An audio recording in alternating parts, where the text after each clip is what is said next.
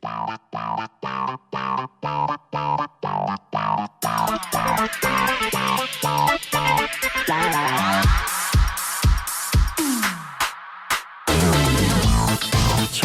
음악이 바뀌었군요.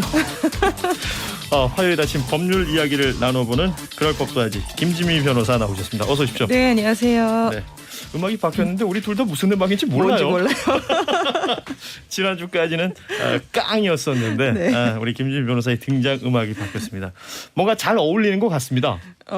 조금 더 들어보고 짧게 들어가지고. 그래요. 우리 김지미 변호사의 새로운 등장송. 여러분들의 의견도 좀 궁금하네요. 많은 분들이 문자나 고릴라로 보내주시면 좋을 것 같습니다. 자, 법률 이야기 나눠보죠. 첫 번째 이야기는 동물 관련된 이야기입니다. 네. 사실 법에 있어서의 동물 굉장히 좀 여러모로 시대 상황하고 맞지 않다. 이런 네. 표현들 많았습니다. 그동안 물건으로 취급이 되어 왔던 이 동물이 독자적인 법적 지위를 갖게 된다. 그러니까 어제 법무부가 동물은 물건이 아니다라는 내용의 민법 개정안 내용을 발표했어요. 요 의미를 한번 짚어보죠. 네. 현행 민법부터 먼저 말씀드려야 될 것 같은데 네. 지금 우리가 이제 시행하고 있는 민법에서는 동물이 물건으로 취급됩니다.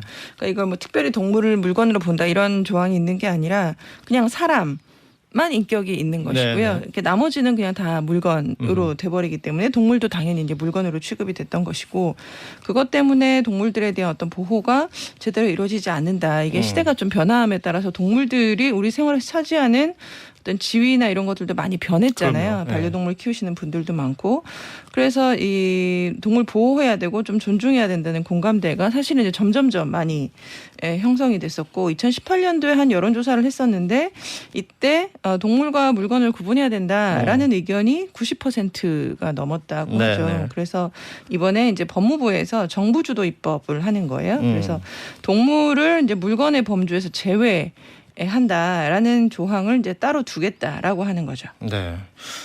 그동안 이제 동물 특히 이제 반려동물들 문제 때문에 송사가 붙으면 재물손괴죄 이 표현을 많이 썼단 말이에요.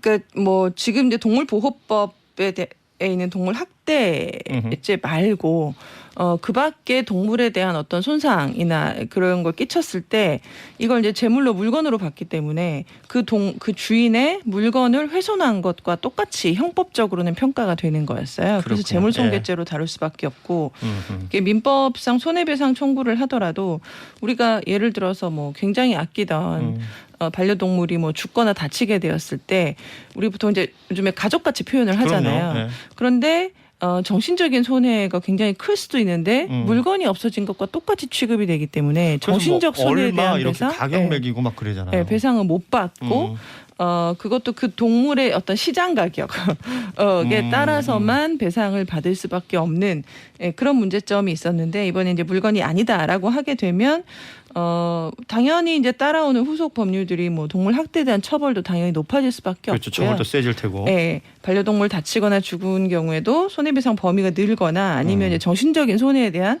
배상까지도 청구가 가능하게 될 수 있을 것 같아요. 이른바 위자료 이런 그렇죠. 것들도 청구할 수 있는 것이고. 네네. 예. 이거 중요한 어떤 포인트인 것 같아요. 말씀하신 것처럼 요즘 반려동물을 키우시는 분들이 워낙 많기 때문에 그 지위나 그 형편이 달라질 수밖에 없는 것이고 거기에 따라서 이제 법률적인 어떤 조정들도 이루어졌다. 이렇게 이해하시면 될 것 같습니다. 지금 이 시간에도 반려견이랑 산책하면서 곤유부 듣는다는 분들 많거든요. 네네. 임병애님. 이 녀석 덕분에 일찍 일어나서 곤유부를 듣게 됐습니다. 이 친구가 이름은 뭔지 모르겠지만 아무튼 굉장히 좋은 일 한 겁니다. 그러네요. 길광수님은 강아지 산책길에 들어요. 늘 함께하는 곤유부 오늘도 감사해요라고 하셨는데 이렇게 반려동물들에 대한 법률 변화된 부분이 있어서 좀 짚어드렸고 다음 이야기는 전라북도 익산에 있는 장전마을이라는 곳이 있습니다. 뉴스에도 종종 나오던 마을인데요. 이 마을 주민들 중에서 수십 명이 사망했거나 투병 중인 상황. 네. 그 내용을 보면 인근에 담뱃잎 찌꺼기죠. 이것을 태워서 비료로 만드는 공장이 있는데 이 공장 때문에 마을 주민분들이 사망하거나 투병 중이다. 이런 인과관계가 계속 증명이 되고 이 관련해서 소송도 있었고 어제 이 비료 공장 대표에게 유죄가 확정이 됐다고 하는군요. 네, 그러니까 이거 언론 보도를 통해서 이제 아시는 분들은 아실 텐데 네. 이게 전라북도 익산에 있는 곳이에요. 장전마을이라는 곳이고 주민들도 그렇게 많이 살지 않은 되게 작은 마을인데요. 이 근처 한 500m 근처에 비료 공장이 있었던 거예요. 네. 그런데 언제부턴가 이 마을 주민들이 알게 모르게 뭐 피부병이나 뭐 이런 각종 질병들에 시달리다가 암 발생률이 굉장히 높았어요. 그래서 마을 주민들 중에 상당히 많은 분들이 암이 발병을 하고 돌아가시고 네. 그렇게 된 건데 보니까 근처에 이 비료 공장에서 우리 연초박이라고 하거든요. 네. 그러니까 담배 찌꺼기를 이 비료 공장이 금강농산이라는 데인데 KTNG로부터 굉장히 싸게 사들여 와서 그것을 뭐 다시 건조하고 다시 찌고 그래서 이거를 이제 비료로 만들었던 거죠. 근데 이 연초박이라는 거는 퇴비로밖에는 못 쓰거든요. 네. 다시 가공해서 이렇게 비료로 만들 수가 없는 거예요. 그 그러니까 자체가 불법이었던 불법인 거죠. 네. 예. 그러니까 이거를 담배 찌꺼기를 뭐 찌고 태우고 하는 과정에서 당연히 굴뚝을 타고 이게 연기가 막 나오는데 그게 담배를 피우는 것과 똑같은. 그렇죠. 예, 그러니까 바로 근처에 있던 이 장전마을 주민들은 자기가 원치 않아도 계속해서 담배를 피우는 상태에 놓여 있었던 거예요. 네. 그러니까 당연히 이제 암이 발병할 수밖에 없고 우리가 영화나 드라마에서 많이 보던 장면인데 비가 오면 이 저수지 물고기들이 집단 폐사하는 예, 그렇게 했었다고 하죠. 그래서 2001년부터 2017년까지 장전마을 주민들이 97명인데 이 중에 22명이 암에 걸렸고요. 14분이 돌아가셨습니다. 굉장히 비율이 높은 거예요. 그렇죠. 네. 그래서 마을 주민들이 굉장히 이거 이상하다라고 의혹 제기를 했었는데도 불구하고 익산시에서는 2017년도에 들어서자 그때서야 겨우 조사를 한 거예요. 조치를 하고 환경부는 2018년도에 들어서서 이제 역학조사를 했는데 당연히 이 비료 공장하고 주민들의 암 발병률 간에 인과관계가 있다라고 해서 공장이 결국은 이제 문을 닫게 된 거죠. 이때쯤 이 뭐 탐사보도 전문 매체들이나 뭐 여러 매체들에서 언론 보도들도 좀 집중적으로 이루어졌던 부분이 있었고 네네. 이때가 되어서야 이런 내용들이 알려졌단 말이죠. 네.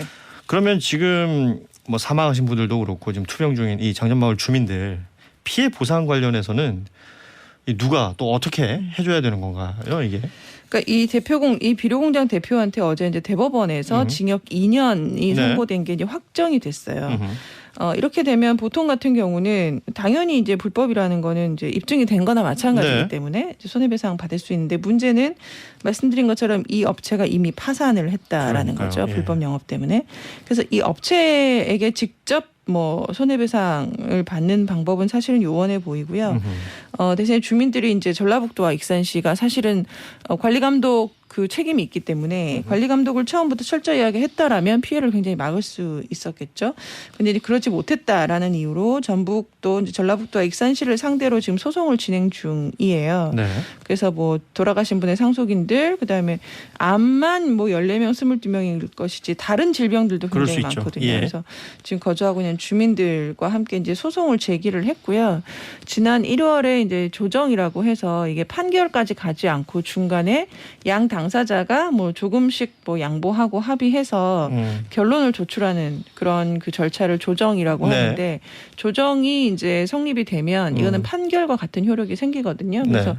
조정이 회부가 됐는데 그 손해배상 액수에 관해서 사실 이견이 많아가지고 결렬이 됐어요. 그런데 이제 이분들이 지금도 암투병을 하고 계시는 분들도 있고 그래서 뭐 고령인 분들도 많고 그렇죠. 상대적으로 연세가 그래서 많으시죠. 네, 예. 처음에는 이제 결렬이 됐지만 지금은 이제 대다수 많은 분들이 이 조정안을 받아들이겠다라는 의사를 표시하고 있어서 그분들은 조정 절차에 따라서 배상이 곧 조만간 이루어질 것이고요. 그럼에도 불구하고 나는 소송을 계속하겠다 하시는 분들도 있기 때문에 이게 조정 절차와 소송 절차로 나눠서 아마 진행이 될 것 같아요. 아무튼 시간이 많이 없다라는 생각이 네. 듭니다. 예. 자, 그리고 오늘 마지막 이야기는 그러니까 금전 문제로 불만을 품고 조카들 앞에서 사촌형 부부를 살해한 50대 남성 무기징역을 받았습니다. 이 내용 좀 볼까요?